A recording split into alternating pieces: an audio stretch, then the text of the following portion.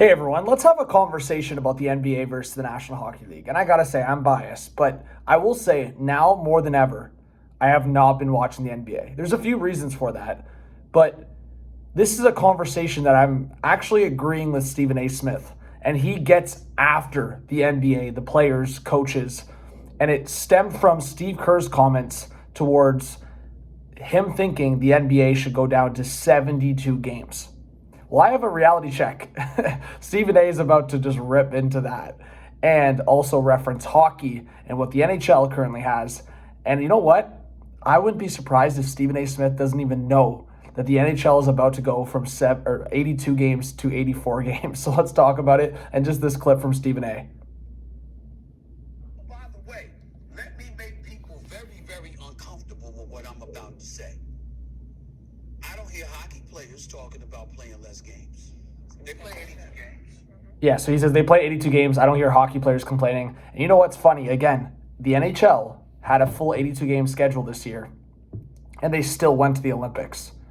No, NHL players didn't complain. They didn't talk about publicly how they felt we should have played 10 less games to accommodate the Olympics. That didn't happen. The NHL played 82 games this season, or are going to play 82 games this season, and we're at the Olympics. Tough, hard-fought, consistent hockey from most of these guys. Sidney Crosby, a guy that, per the doctors and per, I would say, a natural schedule of returning from an injury, he would have had 5 to 6 weeks. That's the diagnosis. He's out. And he was debating on playing in the Olympics the rest of the way there. There's so many examples of this, of NHL players pushing through. I mean, Leon Draisaitl, broken foot, broken ankle, regardless of what he had there, playing throughout the whole playoffs. There's so much evidence of NHL players playing through these kind of injuries where you really don't see that at the NBA level, at least recently. Maybe occasionally if you're really in the NBA finals, but outside of that, you don't see it. So my conversation here is that's part of why I'm not watching the NBA anymore. Like game management and all of that is kind of getting out of hand. And again, back to what I said, starting in the 2026-2027 season, so next season, the NHL will expand the regular season from 82 to 84 games. The big conversation has been shortening the preseason, playing more NHL games, and that's what's going to happen. They're actually playing 84 games. So the purpose of it, and it's actually a good point on what Stephen A's talking about. He's talking about why are the NBA players and coaches complaining about the length of the season if they're making the big bucks. The NBA, just check the salaries of coaches and players in the NBA if you're not familiar, right? It's well above the NHL. You're talking about a bench player in some occasions making the same amount of money as Connor McDavid, the face of the National Hockey League. So, of course, the NHL boosting it to 84 games, more revenue, right? You're going to get more revenue from 2 additional season games than those preseason games that are in effect. Every team will play against divisional opponents 4 times, 2 home, 2 away.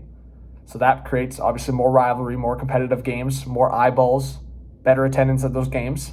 And then the season will start in late September with the Stanley Cup likely awarded in mid-June. So season ending earlier, playoffs ending earlier, which is a W in my opinion. You want to enjoy the summer, at least after a hockey mindset.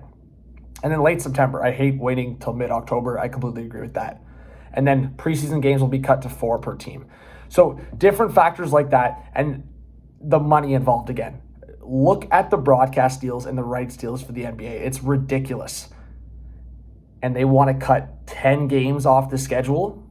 So that's kind of my little rant here. I don't actually usually agree with Stephen A. that often, but shout out to Stephen A. You got my respect on this take. I've actually disagreed with him and got at him a few times for his disrespect towards hockey, but he's throwing some major respect towards hockey here, and I think that needs to be recognized. So let me know, guys. Hit that subscribe, like, comment. Definitely leave your thoughts below.